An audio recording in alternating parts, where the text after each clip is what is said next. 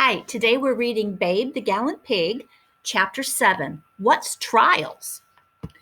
Every day after that, of course, Babe went the rounds with Farmer Hoggett and Fly. At first, the farmer worried about using the pig to herd his sheep, not because it was a strange and unusual thing to do, which people might laugh at. He didn't care about that, but because he was afraid it might upset Fly and put her nose out of joint. However, it did not seem to. He could have spared himself the worry if he had been able to listen to their conversation. "That was fun," said Babe to Fly that evening. "I wonder if the boss will let me do it some more another time." "I'm sure he will, dear. You did it so well. It was almost as though the sheep knew exactly what it was that you wanted them to do." "But that's just it. I asked them." "No use asking sheep anything, dear," interrupted Fly. "You have to make them do what you want. I've told you that before."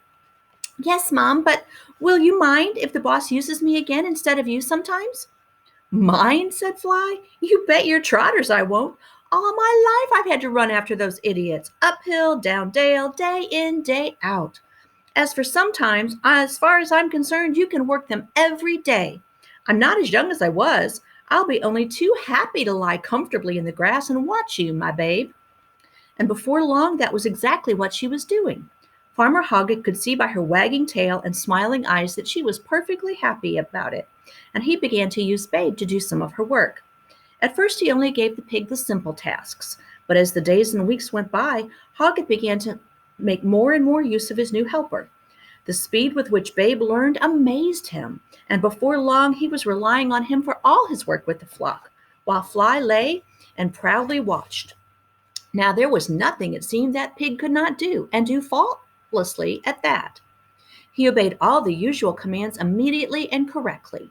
He could fetch sheep or take them away, move them left or right, persuade them to move around obstacles or through gaps, cut the flock in half, or take out one individual. To work on Ma, for instance, there was no need for Hoggett to bring all the sheep down to the collecting pen or to corner them all and catch her by a hind leg with his crook. He could simply point her out to Babe, and the pig would gently work her out of the bunch and bring her right to the farmer's feet, where she stood quietly waiting. It seemed a miracle to Hoggett, but of course it was simple. "Ma." "Yes, young'un. The boss wants to give you some more medicine." "Oh, not again. 'Tis horrible, horrible stuff, that." "But it'll make your cough better." "Oh, come along, Ma, please." "Oh, all right then, young'un. Anything to oblige you." Here's a picture of Babe doing his work.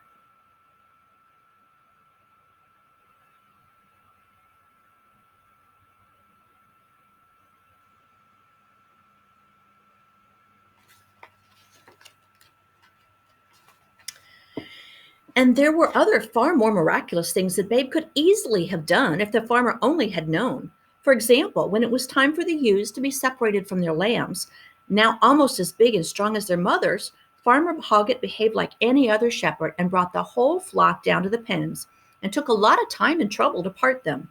If only he had been able to explain things to Babe, how easy it would have been.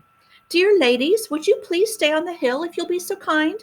Youngsters, down you go to the collecting pen, if you please. There's good boys and girls." And it could have been done in the shake of a lamb's tail.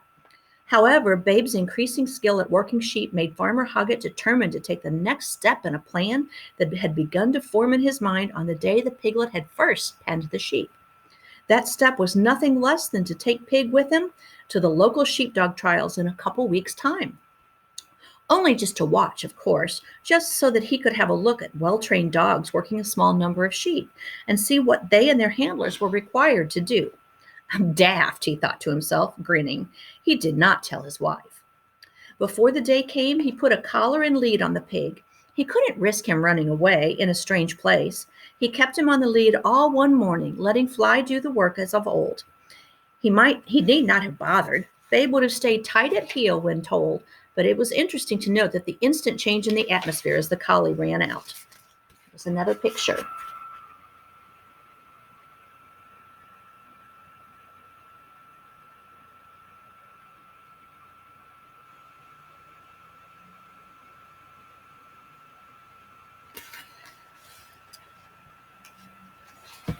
"Wolf! Wolf!" cried the flock, every sheep immediately on edge. "Move, fools!" snapped Fly, and she hustled them and bustled them with little regard for their feelings.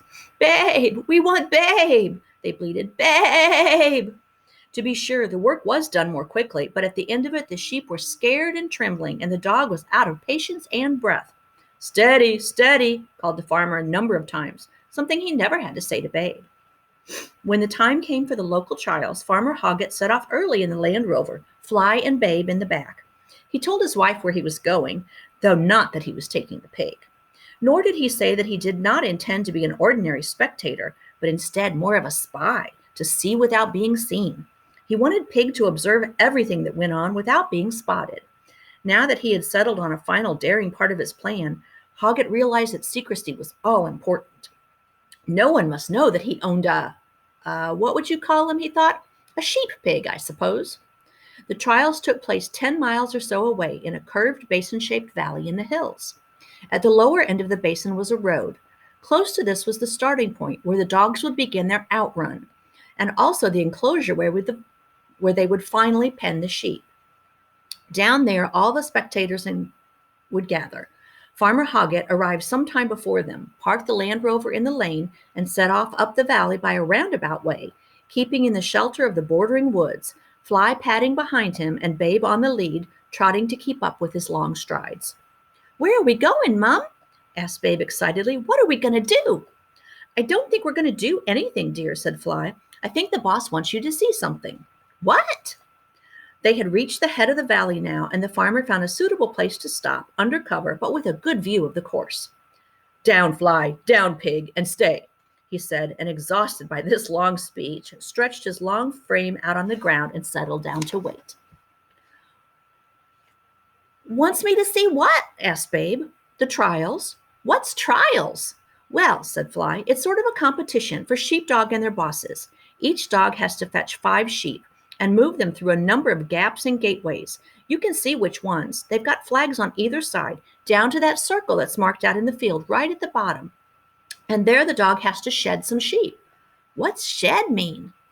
"Separate them out from the rest. The ones to be shed have collars on." "And then what?" "Then the dog has to gather them all again and pen them." "Is that all?" "It's not easy, dear. Not like moving that bunch of woolly fools of ours up and down a field. It all has to be done quickly without any mistakes. You lose points if you make mistakes." "Have you ever been in a trial, Mom?" "Yes, here, when I was younger." "Did you make any mistakes?" "Of course," said Fly. "Everyone does. It's very difficult working a small number of strange sheep in a strange county. You'll see." By the end of the day, Babe had seen a great deal. The course was not an easy one, and the sheep were very different from those at home. They were fast and wild, and good though the dogs were, there were a great many mistakes made at the gates, in the shedding ring, and at the final penning. Babe watched every run intently, and Hoggett watched Babe, and Fly watched them both. "What's the boss up to?" she thought as they drove home. He's surely never thinking that one day Babe might— No, he couldn't be that daft. Sheep pig indeed. All right for the little chap to run around our place for a bit of fun, but thinking of him competing in the trials? Even a local little one like today's, well, really? She remembered something Babe had said in his early duck herding days. "I suppose you'd say," she remarked now, "that the dogs just weren't polite enough?"